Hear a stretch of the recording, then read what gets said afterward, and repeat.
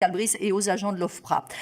Sur la loi 2018, puisque vous nous disiez que l'objectif de réduire les délais pouvait dépendre de l'engagement des agents et aussi des moyens, pensez-vous que les différentes procédures qui ont été décidées dans cette loi sont des bons outils également pour réduire les délais?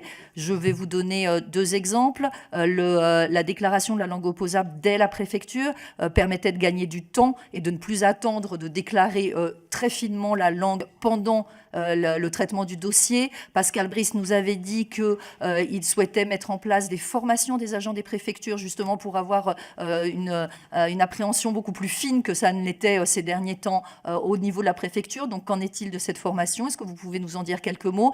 Idem pour la notification des convocations par voie électronique. Il était question donc de mettre en place un système technique pour que ça puisse se faire dans des conditions de confidentialité et d'efficacité, c'est-à-dire de bien pouvoir être sûr de joindre le demandeur d'asile et qu'il puisse utilement se rendre à l'entretien. Donc voilà, je vous remercie pour bien pouvoir mettre en œuvre les dispositions que nous avons pris un soin à construire pour préserver la demande d'asile tout en atteignant cet objectif qui est celui du président de la République, que le président de la République avait fixé, mais que nous avons, nous, tous pu nous approprier en considérant que réduire le traitement de la demande d'asile sans toucher à vos 2 mois nécessaires, en tout cas pour l'examen de la demande, était aussi un objectif de dignité pour les demandeurs d'asile eux-mêmes.